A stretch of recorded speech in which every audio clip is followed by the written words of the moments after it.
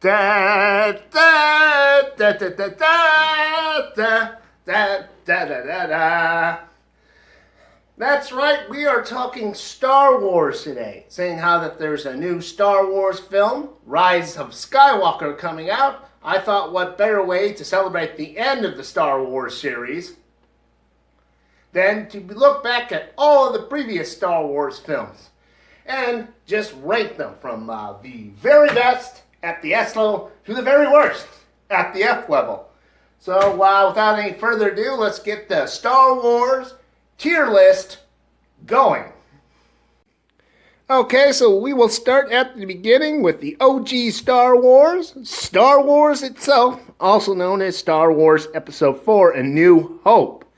Now, what is often true with film franchises is that if the first one isn't any good, you're not going to get a film franchise. The first one has to be pretty damn good to get people interested in seeing more, and that is exactly what you get with the original Star Wars, which is why I am going to put it where it belongs, at the alpha level.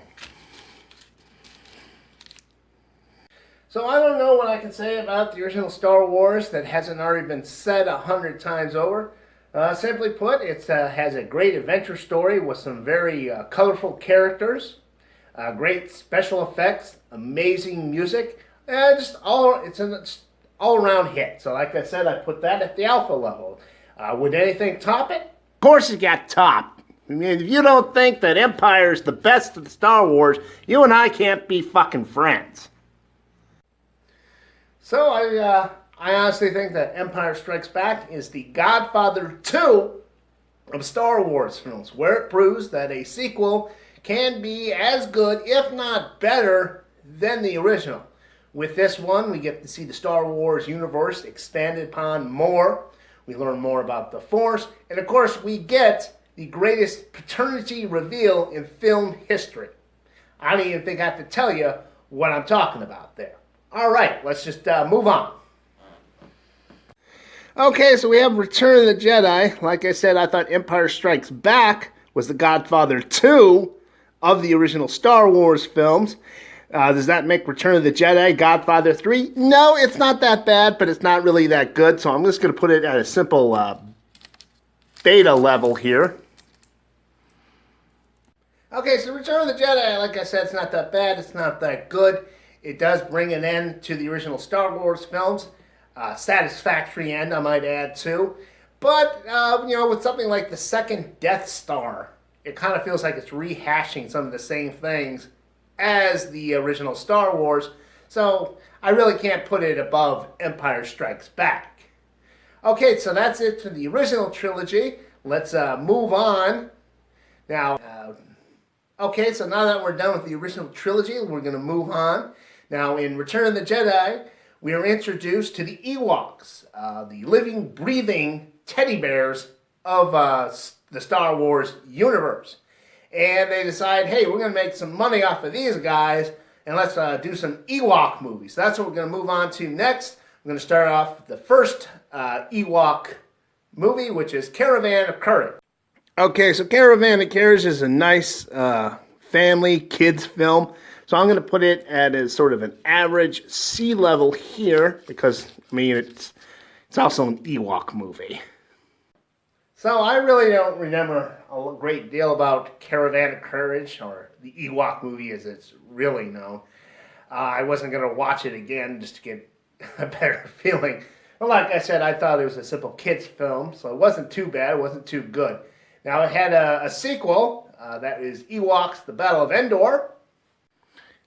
Now, Battle of Endor was a little darker than Caravan of Courage, and I kind of enjoyed that, so I'm going to put that at a beta level. And that was it for the Ewoks films. After that, before we get into the prequel trilogy, we have to talk about the remastered editions, where George Lucas took those original trilogies and decided to make a few tweaks and changes here. There's some problems he had with it. And in some ways, I consider them different movies than the original trilogy. Now, how do they stack up? They're utter shit! Honestly, I'm not going to take all damn day and tell you every problem I have with the remastered editions. I'll just say in two things. One, Hans shot first, and two, don't fuck with perfection, George. Oh, yeah, and you know what makes it the worst about the remastered editions is you can't actually say to us, hey, you still have the originals, because George Lucas decided he's going to keep them away from us. So, yeah, I did not enjoy the remastered editions one fucking bit. Okay, so let's move on to something else that was pretty contentious with Star Wars fans, the prequels. Okay, so I'll be honest, I actually enjoyed this. Phantom Menace, we get back into the Star Wars film, we get introduced to some new characters, and some younger versions of some of the older characters we've always liked. But, you know, it just wasn't the original, and it wasn't as good as them. But I'm going to start it off with Phantom Menace. We're going to put that at the C level, kind of just an average film. Attack of the Clones was a little better. I'm going to put that at the beta level. I don't really have a lot to say about it, other than I thought it was a step up from Phantom Menace. And Revenge of the Sith was the best of the prequels. I don't know. It kind of feels like I should be putting it at the alpha because, you know, they're getting better. But at the same time, I don't think it really reaches the alpha level. So it's just a little bit above Attack of the Clones at the beta level. Okay, so the next era of Star Wars movies, of course, is the Disney era, which we are still in. And of course, this has two different wings. We have the Star Wars trilogy wing, and we have the Star Wars spin-off wings.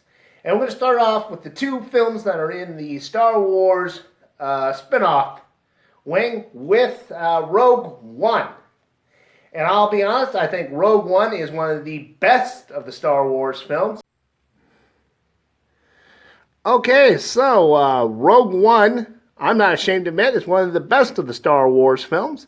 And one of the things I appreciate about it is that it shows that you can make a Star Wars film that doesn't focus on the Skywalker family, and it can be pretty damn good. Yes, I know that Leia does make an appearance in Rogue One, but it's like right at the end. And the focus on the characters, none of them are Skywalkers. And it gives us this sort of very dark war movie. And I'm going to put it at the S level. So that's things are looking pretty good for the Star Wars spin-offs. With the next Star Wars spin-off, so things are looking pretty good for the Star Wars spin-offs. With the next Star Wars spin-off, Rey's... Okay, so things are looking good for the Star Wars spin-off. Will the next Star Wars spin-off rise to the same level as Rogue One? Fuck no, that movie was Solo, one of the most forgettable of all Star Wars films. And I am putting it at the Delta level because it is just nothing but mediocre. Okay, so now we're going to go to the other end of the Disney era Star Wars. And that is with the new trilogy. They created some new characters and brought in some old ones to mix them together for a new trilogy. How does the first entry in that film stack up? Force Awakens is a very good movie. Great acting, great writing, great effects. But as a Star Wars film, it feels like we're just rehashing the same old plots. You know, it's got a droid that has information about a giant super weapon that the Empire, or of course, in this case, the First Order has. Yeah, you have the heroine. It lives on a desert planet. It just feels like a shot-by-shot remake of the original Star Wars. But like I said, it's pretty good, so I'm just going to put it at a beta level. Okay, so now we come to the most hated of all Star Wars films. People just despise The Last Jedi because you find out that Rey's parents were nobody. Snoke gets killed before you get any explanation as to who he is. The Canto Bight storyline. The Admiral, what's her name? Hondo. Yeah, this one, people just despise it. What do I think, though? I think it's at an alpha level. I really enjoyed this fucking film. Coming off of Force Awakens, which felt like a shot-by-shot remake of the original Star Wars, it was nice to see something kind of fresh and new. I mean, it did borrow a lot from Empire Strikes Back, but then it would mess with you. Like, you thought you knew where the story was going to go, but it doesn't. I just found that so goddamn amusing. Okay, maybe Rian Johnson did that a little too much, and that's why people are so pissed at him. But I found it to be a very enjoyable film that I could watch over and over again, like the original Star Wars. And I like not only that Rian Johnson is messing with our Star Wars expectations, but basically the expectations we expect from a fucking movie. Like, especially the stuff with Poe Dameron, like being the sort of rogue pilot who bucks the authority and thinks he knows what he's doing. He didn't know fucking shit. And I found that very, very, very funny for some reason. Now, that was it for Last Jedi, but that was not the last film in the Disney Star Wars trilogy. Of course, they had the new one, Rise of the Skywalker, which I saw the other night. Now, what did I think of that? Where do I put that on the tier list? Well, you'll have to tune in next time when I do a full review of that film to find out how I put it on my tier list. But this is the list as it is right now.